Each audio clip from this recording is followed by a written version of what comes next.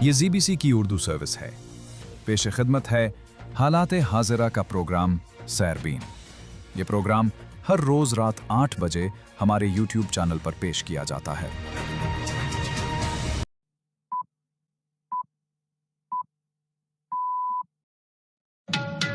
1 اگست کے سیربین سے جاوید چودھری کا سلام.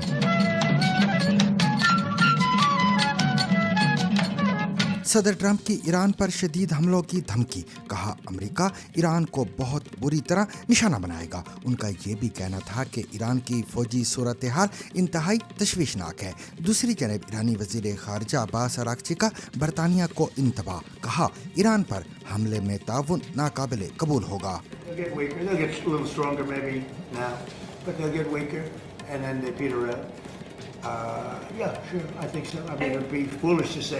دیکھیے جنگ کے سائے میں ایران کے اندرونی حالات کیسے ہیں. میری جوانی ہاتھ سے نکل رہی ہے. میرے خواب، میری امیدیں ختم ہوتی جا رہی ہیں. تو میرے پاس یہاں سے جانے کے سوا کوئی راستہ ہی نہیں بچتا. اپنے خواب پورے کرنے کے لیے مجھے یہ ملک چھوڑنا ہوگا مجبوراً. اسرائیل کا کہنا ہے کہ حماس کے مکمل طور پر ہتھیار ڈالنے تک غزہ سے فوج کا انخلا ممکن نہیں.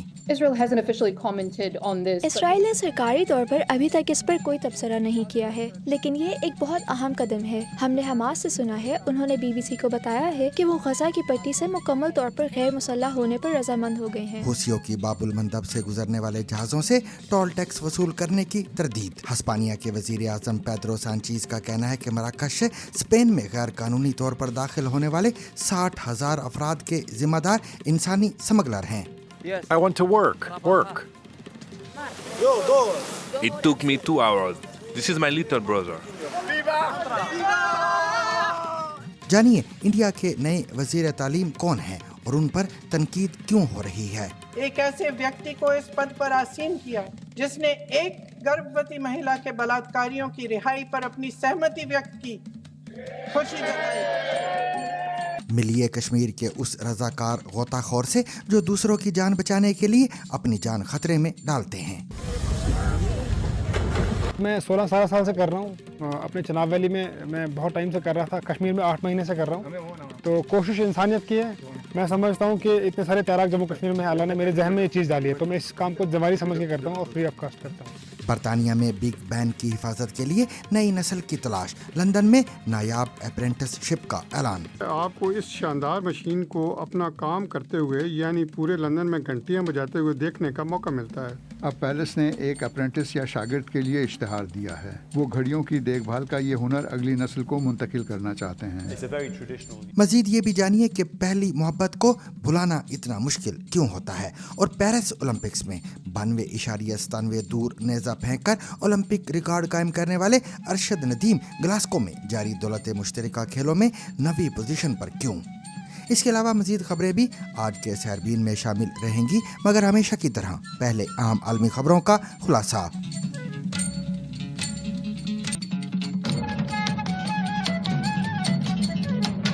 امریکی صدر ڈونلڈ ٹرمپ نے ایران کو انتہائی سخت حملوں کی دھمکی دیتے ہوئے کہا ہے کہ امریکہ ایران کو بہت بری طرح نشانہ بنائے گا، جبکہ امریکی میڈیا نے رپورٹ کیا کہ وہ آج یا کل ایران کے توانائی کے بنیادی ڈھانچے سمیت دیگر اہداف پر نئے بڑے حملوں پر غور کر رہے ہیں. جمعے کو کیمپ ڈیوڈ میں کابینہ کے اجلاس سے خطاب کرتے ہوئے صدر ٹرمپ نے کہا کہ ہم انہیں بڑی شدت سے نشانہ بنائیں گے اور بالآخر وہ یہ کہنے پر مجبور ہو جائیں گے کہ اب ہم مزید برداشت نہیں کر سکتے. ایران کے خلاف جنگ کے 5ویں مہینے میں داخل ہونے کے تناظر میں ٹرمپ نے ایک بار پھر یہ دعویٰ بھی کیا کہ ایران کی فضائی اور بحری افواج تباہ ہو چکی ہیں. ان کے مطابق ایران کی میزائل صلاحیت جبکہ ڈرون اور میزائل سازی کی صلاحیت بھی تقریباً ختم ہو چکی ہے.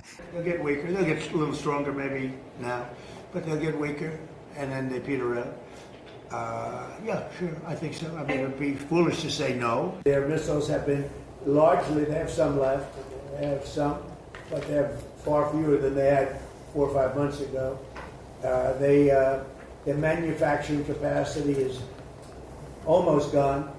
The drone capacity is almost gone. They're very few, but they have some. If they have one, that's too many as far as I'm concerned. ایک اور خطاب میں ٹرمپ نے ہسپانیہ کے ساحل پر پہنچنے والے ہزاروں تارکین وطن کی تصاویر کا حوالہ دیتے ہوئے اس صورتحال کو حملہ قرار دیا۔ انہوں نے ہسپانوی حکومت کی امیگریشن پالیسیوں پر تنقید کی اور امریکہ کو زمین پر سب سے محفوظ مقام قرار دیا۔ اگرچہ ٹرمپ نے ابھی تک کسی ممکنہ غزہ امن معاہدے کا براہ راست ذکر نہیں کیا، تاہم امریکی وزیر خارجہ مارکو روبیو نے حماس کی جانب سے مشروط تخفیف اسلحہ کی پیشکش پر بات کرتے ہوئے اسے ایک اہم پیش رفت قرار دیا۔ روبیو نے کہا کہ بہت سے لوگوں کا خیال تھا کہ ایسا کبھی نہیں ہوگا، لیکن یہ ہونا ضروری ہے۔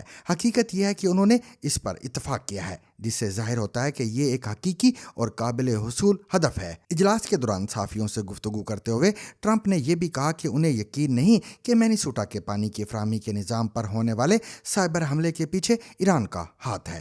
دوسری جانب ایران کی وزارت خارجہ کا کہنا ہے کہ وزیر خارجہ عباس اراغچی نے برطانیہ کے وزیر خارجہ ایڈ ملیبینڈ کے ساتھ ٹیلی فون پر گفتگو میں ایران پر کسی بھی ممکنہ حملے میں تعاون کو چاہے وہ ماضی کے دفاعی معاہدوں کی بنیاد پر ہی کیوں نہ ہو ناقابل قبول قرار دیا ہے۔ ایرانی وزارت خارجہ کے مطابق عباس اراغچی نے کہا کہ کسی دوسرے ملک پر حملے کے لیے کسی ریاست کی سرزمین یا تنصیبات کے استعمال کی اجازت دینا بین الاقوامی قانون کے تحت جارحیت تصور کیا جا سکتا ہے اور ایسی صورت میں نشانہ بننے والے ملک کو اپنے دفاع کا حق حاصل ہوتا ہے۔ بیان کے مطابق ایڈ ملیبینڈ نے کہا کہ برطانیہ ایران کے ساتھ کسی جنگ کا حصہ نہیں ہے اور کشیدگی میں کمی کے لیے سفارتکاری کو ہی مؤثر راستہ سمجھتا ہے۔ تاہم برطانیہ کی حکومت یا خود بینڈ نے تاحال اس ٹیلی فونک گفتگو کی تفصیلات الگ سے جاری نہیں کی ہیں۔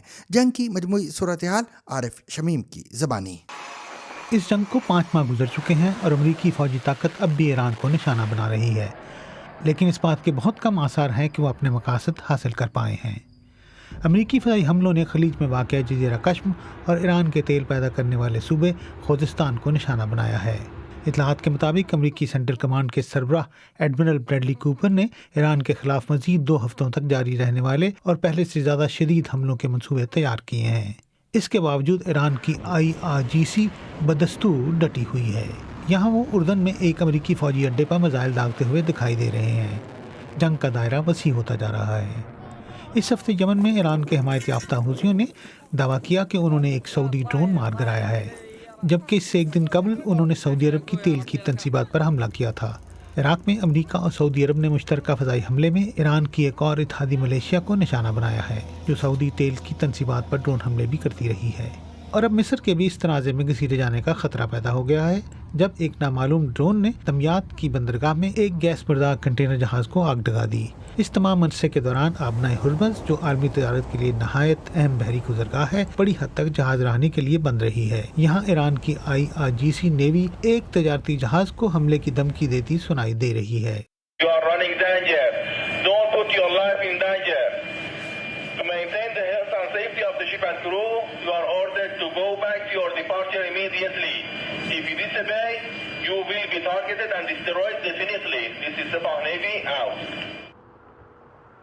پینٹاگون اور ڈونلڈ ٹرمپ کے لیے یہ صورتحال انتہائی مایوس کن ہے۔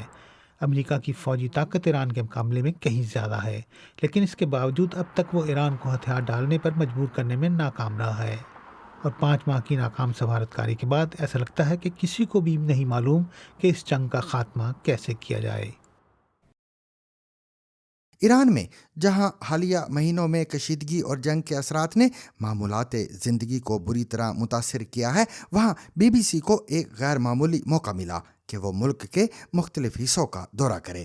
تہران سے آبنائے ہرمز تک کیے گئے اس سفر میں جنگ کے اثرات، عوام کی روزمرہ زندگی، سیکیورٹی کے سخت انتظامات اور حکومتی موقف کا قریب سے جائزہ لیا گیا۔ BBC کی سینئر بین الاقوامی نامہ نگار نوال المکافی کو یہ رپورٹنگ ایک خاص شرط کے تحت کرنے کی اجازت دی گئی کہ ان کی کوئی بھی رپورٹ BBC فارسی سروس پر نشر نہیں ہوگی۔ اس خصوصی رپورٹ میں ہم آپ کو دکھائیں گے کہ جنگ کے سائے میں ایران کی زمینی حقیقت کیا ہے اور وہاں کے لوگ کن حالات کا سامنا کر رہے ہیں۔ ہم ایران کے ایک سرے سے دوسرے سرے تک سفر کر رہے ہیں۔ یہ 25 گھنٹوں کا سفر ہے۔ شمال سے جنوب تک جانے والی یہ ریلوے راہداری ملک کی معیشت کی ریڑھ کی ہڈی ہے۔ اس ٹرین میں ایرانی معاشرے کے ہر طبقے سے تعلق رکھنے والے لوگ سوار ہیں۔ ہر ایک کی اپنی کہانی ہے۔ یہ ہر ایرانی کی فطرت میں ہے کہ وہ حالات کے مطابق خود کو ڈھال لے. یہ وقت بہت مشکل تھا لیکن اس کے باوجود ہم ان حالات میں جینے کی کوشش کرتے ہیں. ہم اپنی روزمرہ کی روٹین برقرار رکھنے اور مستقبل کے لیے امید قائم رکھنے کی کوشش کرتے ہیں. اس جنگ سے پہلے ہم نے دیکھا کہ ایران بھر میں بہت سے نوجوان اور دوسرے لوگ احتجاج کے لیے سڑکوں پر نکلے تھے. آپ اس بارے میں کیا سوچتی ہیں؟ یہ سوال کا جواب نہیں دینا چاہتی. کوئی بات نہیں. ملک میں کشیدگی عروج پر ہے اور سیاست پر بات کرنا لوگوں کو پریشان کر دیتا ہے. رواں سال جنوری میں برسوں سے جاری سخت پابندیوں، مہنگائی اور ایرانی قیادت کے خلاف غم و غصے نے لاکھوں لوگوں کو سڑکوں پر آنے پر مجبور کر دیا. حکومت کے خلاف آواز اٹھانے کی قیمت بھاری پڑ سکتی ہے، اس لیے ہم نے کچھ لوگوں کی شناخت ظاہر کیے بغیر شہادتیں جمع کی ہیں. زیادہ تر ہم نے آنسو گیس دیکھی، پھر ہم نے واضح طور پر دیکھا کہ پولیس والے زمین پر بیٹھ گئے. انہوں نے کلاشنکوف اٹھائی اور لوگوں کی طرف نشانہ لیا. ہم یہ دیکھ کر بالکل سکتے میں آ گئے کہ وہ کتنی آسانی اور بے پرواہی سے لوگوں کو نشانہ لگا کر فائرنگ کر رہے تھے. لاشوں سے بھرے ٹرک ایسے کھلے مردہ خانوں میں پہنچائے گئے. ہلاک ہونے والوں کی اصل تعداد کی کبھی آزادانہ تصدیق نہیں ہو سکی. رپورٹس کے مطابق کئی ہزار افراد مارے گئے جبکہ بہت سے لوگ زبردستی لاپتہ کر دیے گئے. کئی ہفتوں کی دھمکیوں کے بعد امریکہ اور اسرائیل نے 28 فروری کو ایران کے خلاف فوجی کارروائی شروع کر دی. امریکی فوج نے ایران کے خلاف ایک بہت بڑا آپریشن شروع کیا ہے تاکہ اس خطرناک اور انتہا پسند آمریت کو امریکہ اور ہمارے بنیادی قومی مفادات کے لیے خطرہ بننے سے روکا جا سکے. ایران میں سیاسی کشیدگی کوئی نئی بات نہیں. ایران، اسرائیل اور امریکہ کے درمیان کشیدگی کئی دہائیوں سے جاری ہے، لیکن اب یہ پہلی بار میدان جنگ میں کھل کر سامنے آ رہی ہے. میری رائے میں امریکہ کسی حد تک یہ جنگ ہار چکا ہے. وہ اپنا راستہ کھو بیٹھا ہے. یہ مہم اب تیل اور آبنائے ہرمز کے گرد گھوم رہی ہے. کہا جا رہا ہے کہ تجارت کو بچانا ہے، لیکن حقیقت میں یہ سب پیسے کا کھیل ہے. عام لوگوں کی کوئی اہمیت نہیں رہی. اب لوگوں کے بارے میں کوئی نہیں سوچتا. بہت سے ایرانیوں کے لیے مستقبل پہلے کبھی اتنا غیر یقینی نہیں تھا. میں ایران سے بہت محبت کرتی ہوں، بے حد محبت کرتی ہوں، لیکن جب میں دیکھتی ہوں کہ میری جوانی ہاتھ سے نکل رہی ہے، میرے خواب، میری امیدیں ختم ہوتی جا رہی ہیں، تو میرے پاس یہاں سے جانے کے سوا کوئی راستہ ہی نہیں بچتا. اپنے خواب پورے کرنے کے لیے مجھے یہ ملک چھوڑنا ہوگا مجبوراً. اور اب جب دونوں فریق اس جنگ کے بارے میں اپنے مرضی کے بیانیہ تشکیل دینے کی کوشش کر رہے ہیں، اس جنگ کے اثرات دنیا بھر میں محسوس کیے جا رہے ہیں. ایک سینئر اسرائیلی عہدیدار نے کہا ہے کہ جب تک فلسطینی عسکریت پسند تنظیم حماس حقیقی معنوں میں ہتھیار نہیں ڈالتی، اسرائیلی فوج غزہ میں اپنی موجودہ پوزیشن سے پیچھے نہیں ہٹے گی. دوسری جانب حماس نے کہا ہے کہ وہ اپنے بھاری ہتھیار صرف اس صورت میں حوالے کرے گی جب اسرائیل غزہ میں ہر قسم کی جارحیت ختم کرے اور اپنی تمام افواج واپس بلا لے. یہ پیش رفت امریکی صدر ڈونلڈ ٹرمپ کے اس بیان کے بعد سامنے آئی ہے جس میں انہوں نے کہا تھا کہ بورڈ آف پیس غزہ میں حماس اور دیگر مسلح گروہوں کے مکمل غیر مسلح ہونے کے معاہدے تک پہنچ گیا ہے. جمعے کے روز کیمپ ڈیوڈ میں کابینہ کے اجلاس سے خطاب کرتے ہوئے صدر ٹرمپ نے کہا کہ مجوزہ معاہدے پر اسرائیل بہت خوش ہے اور اسے مشرق وسطیٰ کے لیے ایک بڑا قدم قرار دیا. تاہم اسرائیل کے انتہائی دائیں بازو سے تعلق رکھنے والے قومی سلامتی کے وزیر ایتمار بن گویر نے اس مسودے کو ناقابل قبول قرار دیا ہے. یہ معاہدہ امریکہ کی ثالثی میں طے پانے والے غزہ جنگ بندی منصوبے کے دوسرے مرحلے کا حصہ ہے جس کا مقصد غزہ میں جنگ کا خاتمہ کرنا ہے. اس معاہدے کی مزید تفصیل جانیے شائمہ خلیل کی اس رپورٹ میں.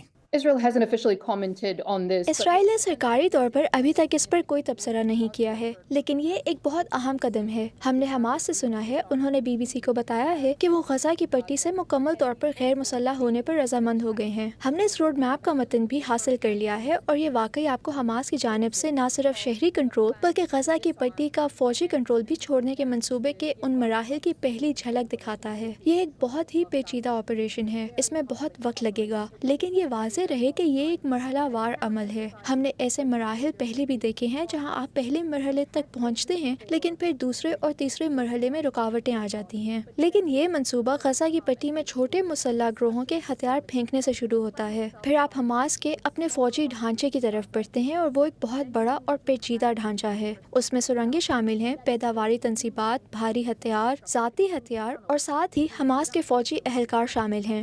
دوسری طرف حماس فوری انسانی امداد کے اقدامات کی توقع کر رہا ہے جس میں امداد کے 600 ٹرک اور اسرائیلی افواج کا مرحلہ وار انخلا شامل ہے. یہ سب اس آپریشن کے اہم نکات ہیں.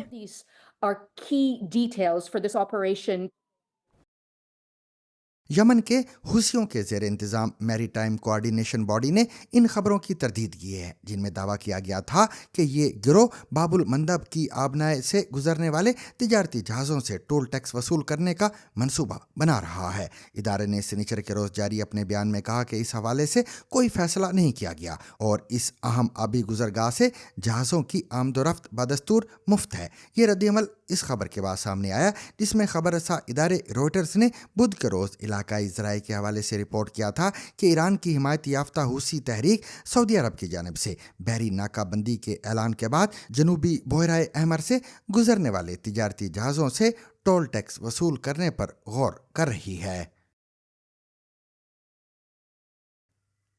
ہسپانیہ کے وزیر اعظم پیدرو سانچیز نے مراکش سے اسپین کی شمالی افریقی علاقے سیوٹا میں تقریباً 60,000 افراد کے غیر قانونی طور پر داخل ہونے کے بعد اس واقعے کا ذمہ دار انسانی سمگلنگ میں ملوث گروہوں کو قرار دیا ہے. مقامی ذرائع ابلاغ کے مطابق اس بڑی نقل مکانی کے دوران کم از کم 57 افراد ہلاک ہوئے ہیں. پیدرو سانچیز نے اس واقعے کو اسپین کی علاقائی خود مختاری کی خلاف ورزی قرار دیا جبکہ اٹلی نے رد عمل میں اسپین کے ساتھ یورپی یونین کے شنگن معاہدے کے تحت سرحدی آمد و رفت کی سہولت عارضی طور پر معطل کرنے کا اعلان کیا ہے. یہ پیش رفت اسپین کی سپریم کورٹ کے اس فیصلے کے بعد سامنے آئی ہے جس میں کہا گیا تھا کہ سیوٹا یا اسپین کے ایک اور علاقے ملیلا پہنچنے کی کوشش کے دوران سمندر میں روکے جانے والے تارکین وطن کو فوری طور پر مراکش واپس نہیں بھیجا جا سکتا. اسپین میں حکام کے مطابق جمعے کی شام تک 48,000 سے زیادہ افراد رضاکارانہ طور پر مراکش واپس جا چکے ہیں. خبر رساں ادارے روئٹرز سے گفتگو کرتے ہوئے واپس جانے والے ایک شخص نے کہا کہ یہ بالکل بھی اچھا نہیں اور نہ ہی کوئی خوشگوار تجربہ ہے. لوگ یہاں مر رہے ہیں. میں سب سے درخواست کرتا ہوں کہ اگر آپ ابھی تک نہیں آئے تو مت آئیں. ایسا ہرگز نہ کریں. شمالی افریقہ کے ساحل پر واقع سیوٹا آبنائے جبرالٹر کے ذریعے اسپین کے مرکزی علاقے سے الگ ہے. یہ طویل عرصے سے یورپ پہنچنے کی کوشش کرنے والے تارکین وطن کے لیے ایک اہم راستہ رہا ہے. گرمیوں کے مہینوں میں سوشل میڈیا کے ذریعے منظم کیے جانے والے ایسے سفر میں عموماً اضافہ دیکھا جاتا ہے. مراکش، سیوٹا اور اسپین کے ایک اور علاقے ملیلا پر اپنا دعویٰ بھی رکھتا ہے اور یہی وجہ ہے کہ یہ دونوں علاقے کئی برسوں سے اسپین اور مراکش کے درمیان سفارتی کشیدگی کا باعث رہے ہیں. یہ یورپی یونین کی افریقہ کے ساتھ واحد زمینی سرحدیں بھی ہیں. حالیہ ہفتوں میں سرحد عبور کرنے کی کوششوں میں اضافے کے بعد مقامی حکام نے میڈرڈ سے مدد کی اپیل کی تھی. تاہم جمعرات کے روز سرحدی انتظامات بظاہر ناکام ہونے کے بعد علاقے میں افراتفری کی صورتحال دیکھنے میں آئی ہے. I want to work. It took me 2 hours. This is my little brother.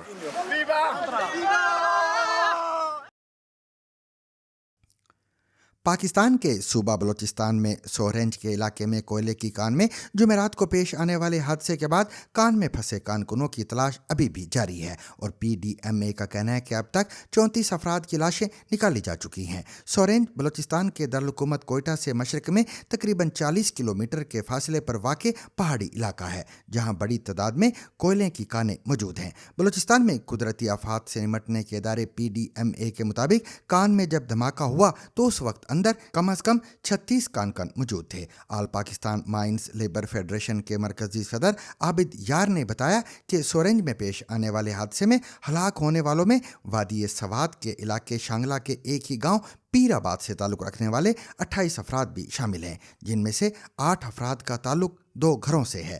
مزید تفصیل بلال احمد کی اس رپورٹ میں.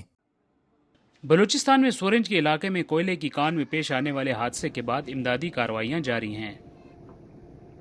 बलूचिस्तान में कुदरती आफात से निपटने के इदारे के मुताबिक कान में जब धमाका हुआ तो उस वक्त अंदर कम से कम 36 कारकुन मौजूद थे।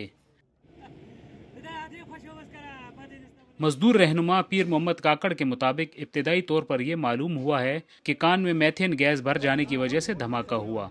ताहम सरकारी तौर पर ताहाल धमाके की वजह नहीं बताई गई। नेशनल लेबर फेडरेशन के मरकजी अहदेदार उमर हयात के मुताबिक धमाका इंतहाई शदीद था, जिसकी वजह से कान का एक बड़ा हिस्सा बैठ गया। All Pakistan mines labour federation के मरकजी सदर आबिद यार ने बताया है कि इस हादसे में हलाक होने वालों में स्वात के इलाके शांगला के एक ही गांव के 28 अफराद भी शामिल हैं। बलूचिस्तान में कोयले की कानकनी यहाँ की सबसे बड़ी सनत है। बलूचिस्तान में कोयले की कानें ज़्यादातर कोयटा, हरनाई, दक्की और कच्छी के अजला में हैं। इन कानों में 60,000 अफराद काम करते हैं, लेकिन हिफाजती इंतजामात न होने के बायस इनमें हादसात पेश आते रहते हैं। इंडिया के नए वजीर तालीम प्रहलाद जोशी की तकरीर के बाद उनकी सियासी ज़िंदगी और माजी एक मरतबा फिर अवामी और सियासी बहस का मरकज़ बन गया है। गुजरात फसादात 2002 के दौरान बल्कीस बानो केस पर उनके मौक़िफ़, RSS से मुबैना वाबस्तगी और दीगर मुतनाज़ा मामलात के बायस अपोजिशन जमातें और तुलबा तंजीमें उन पर तनकीद कर रही हैं। आखिर जोशी कौन हैं, उनका सियासी सफ़र क्या रहा और उनकी तकरीर पर एतराज़ात क्यों उठाए जा रहे हैं? देखिए कैसर अंद्राबी की ये रिपोर्ट। एक ऐसे व्यक्ति को इस पद पर आसीन किया जिसने एक गर्भवती महिला के बलात्कारियों की रिहाई पर अपनी सहमति व्यक्त की, खुशी जताई। इंडिया के नए वजीर तालीम प्रहलाद जोशी पर तकर्रुरी के ऐलान के साथ ही तनकीद की जा रही है। हालांकि उन्होंने धर्मेंद्र प्रधान की जगह इसी हफ्ते पोर्टफोलियो संभाला है। धर्मेंद्र प्रधान को तालीम के शोबे में इस्लाहात के लिए कांग्रेस जनता पार्टी की तहरीक के सबब इस्तीफा देना पड़ा था। तो कौन है प्रहलाद जोशी और उनके माजी में ऐसा क्या है जिस पर अपोजिशन की जमातें और तहरीक में हिस्सा लेने वाले नौजवान उन पर तनकीद कर रहे हैं? बात गुजरात में सन 2002 के मजहबी फसादात से शुरू होती है, जिनमें भारी तादाद में मुसलमान मारे गए थे। इन फसादात में सबसे ज्यादा सुर्खियों में रहने वाले मामलात में बिल्किस बानो का केस भी शामिल है। फसादात के दौरान वो हामला थी, लेकिन हमला आवारों ने उनके साथ इज्तिमाई रेप किया और उनके खानदान के 7 अफराद को कत्ल कर दिया। इस केस में 11 अफराद को उम्र कैद की सजा सुनाई गई थी, लेकिन सन 2022 में बाकी सजा माफ करते हुए उन्हें रिहा कर दिया गया था। प्रहलाद जोशी पर इल्जाम है कि उन्होंने अदालत के फैसले की हिमायत की थी। इस फैसले पर जब न्यूज चैनल NDTV ने प्रहलाद जोशी से सवाल किया था तो उन्होंने कहा था, जब हुकूमत और मुतल्लिका अफराद फैसला कर चुके हैं तो मुझे इसमें कुछ भी गलत नहीं लगता, क्योंकि ये कानून के मुताबिक अमल है। उन्होंने ये भी कहा था कि जिन सजा याफ्ता अफराद ने जेल में काफी वक्त गुजार लिया हो, उनकी रिहाई का निजाम कानून में मौजूद है। बस यही इल्जाम कांग्रेस लीडर और रुकने पार्लियामान प्रियंका गांधी ने पार्लियामेंट में भी अपनी तकरीर में दोहराया। प्रधानमंत्री महोदय जी ने नया शिक्षा मंत्री चुना, एक ऐसे व्यक्ति को इस पद पर आसीन किया जिसने एक गर्भवती महिला के बलात्कारियों की रिहाई पर अपनी सहमति व्यक्त की, खुशी जताई। देश की करोड़ों लड़कियों को प्रधानमंत्री जी ने क्या संदेश दिया? लेकिन प्रहलाद जोशी ने ऐवान में प्रियंका गांधी के इल्जाम को मुस्तरद करते हुए उनसे माफी मांगने का मुतालबा किया। प्रियंका जी को ऑथेंटिक करना चाहिए, ऑथेंटिकेट करना चाहिए, और जो मिस इन्फॉर्मेशन कर रहे हैं, नहीं तो मिस इन्फॉर्मेशन के लिए कार्रवाई करना चाहिए। सर ये क्या कुछ भी बोल के चल सकते हैं क्या? उसको एक्सपेल करना चाहिए और उनको माफी मांगना चाहिए। बाद में राहुल गांधी ने कहा, after all these young people were protesting about the education system, and so many girls, are protesting. They've been beaten, they've been thrashed. The BJP puts a man who is a defender of rapists.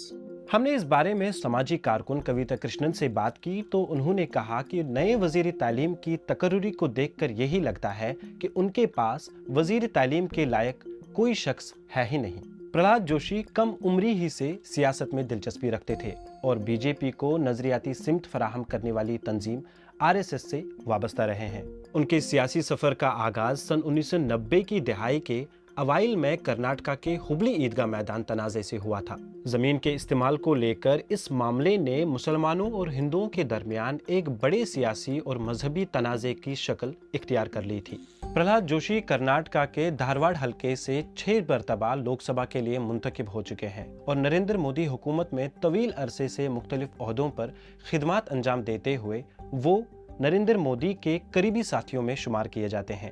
سن 2024 میں بطور وزیر انہوں نے ملک میں توانائی کی بڑھتی ہوئی مانگ پوری کرنے کے لیے کوئلے کی پیداوار بڑھانے کے لیے کئی اقدامات کیے۔ تاہم موسمی تبدیلی کے خدشات کے باوجود کوئلے پر انحصار بڑھانے کی حمایت کرنے پر انہیں ماحولیاتی کارکنوں اور مقامی آبادی کی تنقید کا سامنا بھی کرنا پڑا۔ بحیثیت وزیر تعلیم ان کے سامنے سب سے بڑا چیلنج امتحانی نظام پر نوجوانوں کا اعتماد بحال کرنا ہوگا، کیونکہ دھرمیندر پردھان کے خلاف چلنے والی تحریک کی بنیادی وجہ بھی یہی تھی۔ انڈیا کے زیر انتظام کشمیر میں جب بھی کوئی شخص دریا میں گر جائے، پھسل کر بہہ جائے یا خودکشی کی کوشش میں پانی میں چھلانگ لگا دے تو امدادی کارروائیوں کے دوران ایک نام بار بار سامنے آتا ہے، اور وہ ہے شیخ حمزہ۔ وہ ایک رضاکار غوطہ خور ہیں جو اپنی جان کی پرواہ کیے بغیر تیز بہاؤ والے دریاؤں میں اتر کر لوگوں کو بچانے کی کوشش کرتے ہیں۔ مقامی لوگ انہیں ان کی بے خوف خدمات کے باعث ریسکیو رینجر کے نام سے جانتے ہیں۔ ریاض مسرور کی رپورٹ شیخ حمزہ کی اسی غیر معمولی خدمت ان کے جذبے اور ان خطرات کی کہانی بیان کرتی ہے جن کا سامنا وہ ہر ریسکیو مشن کے دوران کرتے ہیں۔ انڈیا کے زیر انتظام کشمیر میں کوئی پھسل کر ندی میں گر جائے یا خودکشی کے ارادے سے دریا میں کود جائے تو اس طرح کی کارروائیاں دیکھنے کو ملتی ہیں، جہاں سرکاری عملہ ظاہر ہے سرگرم تو رہتا ہے، لیکن سب کی زبان پر ایک ہی نام ہوتا ہے، شیخ حمزہ۔ جی ہاں، ریسکیو رینجر کہلانے والے شیخ حمزہ کی ہی یہ کہانی ہے۔ میں 16-17 سال سے کر رہا ہوں، اپنے چناب ویلی میں بہت ٹائم سے کر رہا تھا، کشمیر میں 8 مہینے سے کر رہا ہوں، تو کوشش انسانیت کی ہے۔ میں سمجھتا ہوں کہ اتنے سارے تیراک جموں کشمیر میں اللہ نے میرے ذہن میں یہ چیز ڈالی ہے، تو میں اس کام کو ذمہ داری سمجھ کے کرتا ہوں اور فری آف کاسٹ کرتا ہوں۔ حکام کے مطابق اس سال ندی نالوں اور دریاؤں میں ڈوبنے کے 21 واقعات رونما ہوئے، جن کے دوران 11 افراد ہلاک ہو گئے۔ جب بھی کوئی ایسا حادثہ ہوتا ہے، شیخ حمزہ جانیں بچاتے اور لاشیں بازیاب کرتے نظر آتے ہیں۔ میرے حساب سے باڈیز میں نے 700-800 سے اوپر نکالی ہوں گی اپنے چناب ویلی میں اور پورا جموں کشمیر لے کے، اور زندے میں کوئی 200-250 سے اوپر نکالے ہوں گے جو سوسائڈ کرنے آتے ہیں یا کچھ بھی، کوئی کسی کا پیر پھسل جاتا۔ لاش ڈھونڈنے میں کئی روز بھی لگ جائیں تو حمزہ ہمت نہیں ہارتے۔ جن لوگوں نے پانی میں اپنے اقربا کھوئے ہیں وہ بھی حمزہ سے بے حد متاثر ہیں۔ 31 مئی کو ہمارے ساتھ ٹریجڈی وہاں ہوا، بہت ناامید ہوئی تھی ہمیں کہ کیا کریں گے اب، کیونکہ لوگ آتے تھے جاتے تھے، مطلب پانی کی طرف کوئی نہیں گھستا تھا۔ تو حمزہ بھائی نے اتنی محنت کی کہ وہ پانی جہاں جہاں بہت خطرہ ڈینجر تھا وہاں وہ گھس رہا تھا۔ اس لیے مطلب اس میں جو ہم نے دیکھا ہے وہ نمبر 1 ہے JNK میں۔ اس کے لیے اگر گورنمنٹ یا کوئی بھی کچھ کر سکتا ہے تو کرنا چاہیے، کیونکہ اس کی ضرورت ہمیشہ ہے۔ عوامی حلقے اب شیخ حمزہ کی بے لوث خدمات کے لیے چاہتے ہیں کہ حکومت انہیں ڈیزاسٹر مینجمنٹ محکمے میں بھرتی کرے۔ حالانکہ جدید آلات سے لیس سرکاری غوطہ خور بھی ایسے حادثوں کے بعد سرگرم نظر آتے ہیں، لیکن ساز و سامان اور آلات کی قلت کے باوجود حمزہ جان پر کھیل کر لوگوں کی مدد کر رہے ہیں۔ 2 وقت کی روٹی کھاتا ہوں، اتنا کافی ہے فی الحال، جو مزدوری وزری کرتا ہوں فی الحال، باقی میرا یہی کام ہے اور میں چاہتا ہوں اس کام پہ مجھے موت آئے۔ حمزہ کی بے خوف غوطہ خوری اور انسانی جذبے نے انہیں کشمیریوں کا ہیرو بنا دیا ہے۔ سامعین، لندن کے تاریخی الزبتھ ٹاور میں نصب بگ بین صرف ایک گھڑی نہیں بلکہ برطانیہ کی شناخت بھی سمجھی جاتی ہے۔ 1.5 صدی سے زیادہ عرصے سے وقت بتانے والی اس مشہور گھڑی کی دیکھ بھال ایک نہایت منفرد اور نایاب ہنر ہے جسے زندہ رکھنے کے لیے اب نئی نسل کو تیار کیا جا رہا ہے۔ اس مقصد کے تحت گھڑی سازی اور مرمت کے شوقین افراد کے لیے خصوصی اپرینٹس شپ کا اعلان کیا گیا ہے تاکہ بگ بین کی حفاظت اور اس کے پیچیدہ نظام کی دیکھ بھال کا فن آنے والی نسلوں تک منتقل کیا جا سکے۔ مزید تفصیل عمر آفریدی کی اس رپورٹ میں۔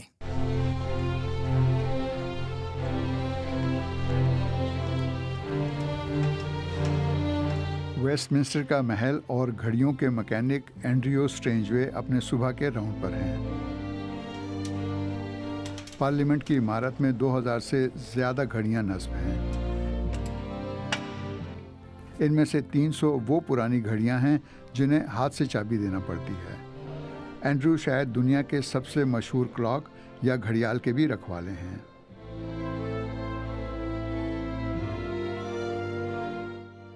ایلزابتھ ٹاور میں نصب یہ گریٹ کلاک یونیسکو کے عالمی ورثے کا حصہ ہے۔ اس کی مشینری 1859 میں بنائی گئی تھی اور آج بھی بالکل ٹھیک وقت بتاتی ہے۔ اس کے پینڈولم کی رفتار درست رکھنے کے لیے پرانے سکے استعمال کیے جاتے ہیں۔ اسے ٹھیک سے چابی دینے کے لیے اسے تقریباً 60 بار گھمانا پڑتا ہے، جس کا مطلب ہے ہینڈل کے 7000 ٹرن۔ گھڑی کے ابتدائی 60 سالوں میں کام یوں ہی کیا جاتا تھا، پہلے بالکل اسی طرح کام ہوتا تھا۔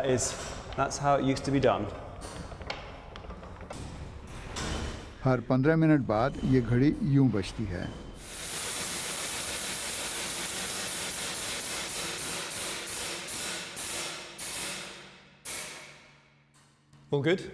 سب بہترین ہے۔ آپ کو اس شاندار مشین کو اپنا کام کرتے ہوئے یعنی پورے لندن میں گھنٹیاں بجاتے ہوئے دیکھنے کا موقع ملتا ہے۔ اب پیلس نے ایک اپرینٹس یا شاگرد کے لیے اشتہار دیا ہے۔ وہ گھڑیوں کی دیکھ بھال کا یہ ہنر اگلی نسل کو منتقل کرنا چاہتے ہیں۔ یہ برطانیہ کا ایک بہت پرانا اور روایتی ہنر ہے۔ برطانیہ اور خاص طور پر لندن کسی زمانے میں دنیا میں گھڑی سازی کے بڑے مراکز میں سے ایک ہوا کرتا تھا۔ ایسی جگہیں بہت کم ہیں جہاں آپ کو اس طرح سیکھنے کا موقع ملے، اور یہ ایسا موقع بھی نہیں جو بار بار آئے۔ ہم برج بیلفری کی طرف بڑھتے ہیں۔ یہاں سے لندن کا شاندار منظر دکھائی دیتا ہے اور ساتھ ہی بگ بین۔ کانوں پر حفاظتی خول چڑھائے ہم گھنٹہ مکمل ہونے کا انتظار کرتے ہیں۔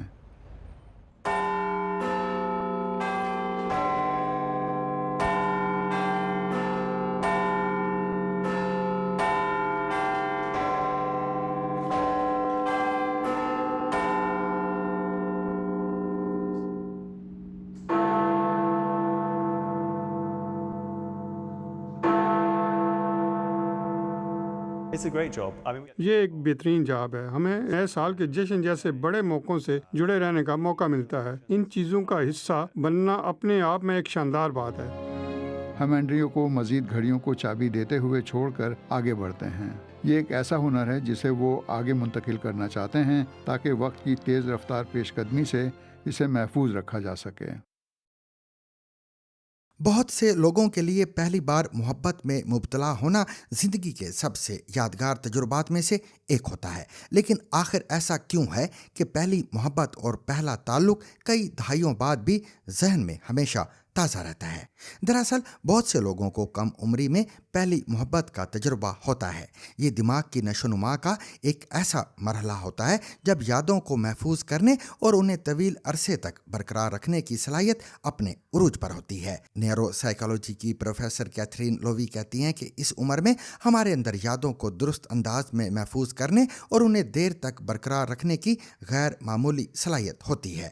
وہ مزید وضاحت کرتی ہیں کہ دماغ اس معلومات کو زیادہ بہتر اور دیر پا انداز میں محفوظ رکھتا ہے جو جذبات اور احساسات سے وابستہ ہوں۔ ان کے مطابق جب کوئی واقعہ پہلی بار پیش آتا ہے زندگی پر گہرا اثر ڈالتا ہے یا شدید دکھ، تکلیف یا بے چینی کا باعث بنتا ہے تو اس کے یادداشت میں محفوظ ہونے اور طویل عرصے تک برقرار رہنے کے امکانات بھی زیادہ ہو جاتے ہیں۔ مزید یہ کہ کسی یاد کو جتنا زیادہ بار دہرایا یا یاد کیا جائے اتنا ہی اس کے ذہن میں برقرار رہنے کا امکان بڑھ جاتا ہے۔ یہی وجہ ہے کہ جذباتی تجربات اکثر انسانی ذہن کی سب سے دیر پا یادوں میں شمار ہوتے ہیں۔ پروفیسر کہتی ہیں کہ ہر بار جب ہم ان تجربات اور یادوں کو دوبارہ یاد کرتے ہیں تو ہم اپنے دماغ میں ان سے وابستہ نیورل کنیکشنز کو مزید مضبوط بناتے ہیں، چاہے وہ خوشی، مسرت اور سرشاری کے جذبات ہوں یا دل ٹوٹنے کا شدید صدمہ۔ پہلی محبت سے وابستہ احساسات غیر معمولی حد تک گہرے اور طاقتور ہوتے ہیں۔ پروفیسر کے مطابق خصوصاً بلوغت کے دوران جسم اور دماغ میں مختلف ہارمونز اور کیمیائی مادے متحرک ہو جاتے ہیں جو شدید جذبات اور احساسات کو جنم دیتے ہیں۔ یہی وجہ ہے کہ اس عمر میں محبت اور تعلقات کے تجربات انسان پر غیر معمولی نفسیاتی اور جذباتی اثرات مرتب کرتے ہیں۔ سب سے پہلے ایسٹروجن اور ٹیسٹوسٹیرون جیسے جنسی ہارمونز میں اضافہ जज्बाती कशिश पैदा करता है। इसके बाद जब एक रिश्ता कायम होना शुरू होता है तो दिमाग में दीगर हार्मोन्स और असाबी कीमियाई मादे खारिज होते हैं, जिनमें सेरोटोनिन, डोपामिन और ऑक्सीटोसिन शामिल हैं। ये वो मादे हैं जो इनाम के एहसास, कुर्बत, खुशी और जज्बाती वाबस्तगी जैसे एहसासात से मुंसलिक होते हैं। प्रोफेसर लोवी पहली मोहब्बत को इंसानी ताल्लुकात के हवाले से शायद किसी भी शख्स की ज़िंदगी के सबसे अहम तजर्बात में से एक करार देती हैं। वो कहती हैं कि हमें फौरी और मानूस दायरे से बाहर किसी शख्स पर एतमाद करना सीखना पड़ता है। हमें एक नई सिमत में कदम रखना होता है। उनके मुताबिक पहली मोहब्बत महज एक जज्बाती तजुर्बा नहीं, बल्कि ताल्लुकात कायम करने के सीखने के अमल का एक हिस्सा है। ऐसा तजुर्बा जो इंसान को किसी दूसरे पर एतमाद करना, कुर्बत महसूस करना और एक नई नौयत का इंसानी रिश्ता कायम करना सिखाता है। सामीन, अगस्त का ही महीना था जब पाकिस्तान के लिए पेरिस में ओलंपिक गोल्ड मेडल जीतकर तारीख रकम करने वाले अरशद नदीम का डंका बज रहा था। पाकिस्तान के वजीर आज़म समेत हर कोई मियां चन्नू के इस नौजवान की तारीफों के पुल बांध रहा था। लेकिन 2 साल बाद सब कुछ जैसे बदल सा गया। पेरिस ओलंपिक्स में 92.97 मीटर दूर नेज़ा फेंककर ओलंपिक रिकॉर्ड कायम करने वाले अरशद नदीम ग्लासगो में जारी दौलत मुश्तरिका की खेलों में 9वीं पोजीशन ही हासिल कर सके। ओलंपिक चैंपियन अरशद नदीम पर ज़्यादा तनकीद इस बात पर हो रही है कि वो जुमे की शब ग्लासगो में जैवलिन थ्रो फाइनल में 80 मीटर की थ्रो करने में भी नाकाम रहे। जैवलिन थ्रो के दौरान पहले राउंड में अरशद नदीम से फाउल हुआ, जबकि दूसरे राउंड्स में उनकी सबसे तवील थ्रो 77.41 मीटर थी। तीसरे राउंड में वो महज 75.39 मीटर तवील थ्रो फेंक सके। इसके बाइस वो चौथे राउंड के लिए आखिरी 8 एथलीट्स में क्वालिफाई ना कर सके। फाइनल में श्रीलंका के रमेश पथिरागा ने 89.75 मीटर की सबसे तवील थ्रो फेंककर तलाई तमगा जीता। इंडिया के नीरज चोपड़ा ने 85.83 मीटर की थ्रो के साथ चांदी का तमगा, जबकि इंडिया के ही यशवीर सिंह ने 85.41 की थ्रो के साथ कांसी का तमगा जीता है। पाकिस्तान में बहुत से सोशल मीडिया सार्फिन जहां अरशद नदीम को तनकीद का निशाना बना रहे हैं, तो वहीं बाज़ का ख्याल है कि इंजरी और मुनासिब ट्रेनिंग ना मिलने से वो गोल्ड मेडल जीतने में नाकाम रहे।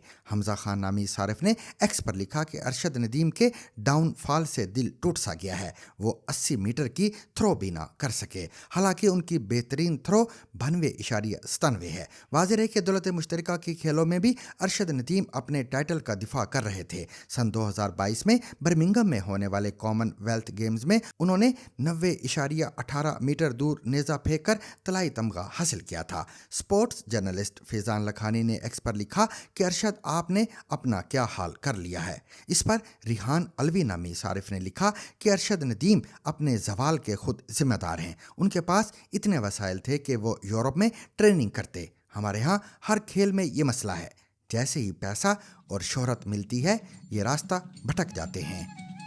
और सामीन, इसके साथ ही आज का सैरबीन भी अपने इख्तिताम को पहुंचा। मुझे और मेरी पूरी टीम को कल तक के लिए इजाज़त दीजिए, लेकिन इजाज़त लेने से पहले अब तक की खास खबरें।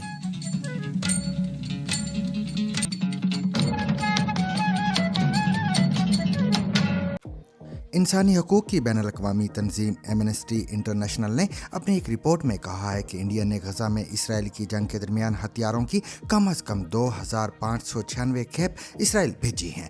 एमनेस्टी का कहना है कि इंडिया ने इसराइल को हथियारों की ये सप्लाई उस हकीकी ख़तरे के बावजूद जारी रखी कि इन हथियारों का इस्तेमाल फ़लस्तीनियों के ख़िलाफ़ जारी मौजूदा नस्ल कुशी में किया जा सकता है। हकूक़ इंसानी की आलमी तंजीम के सेक्रेटरी जनरल ने इंडिया से कहा है कि वो इसराइल को हथियारों की बरामद बंद करे। उन्होंने कहा कि मुकम्मल मालूमात होने के बावजूद इसराइल को हथियार बरामद करके इंडिया नस्ल कुशी के ज़ाब्तों और जेनीवा कन्वेंशन पर अमल की अपनी जिम्मेदारियों की वाज़ेह खिलाफवर्जी का इर्तिकाब कर रहा है।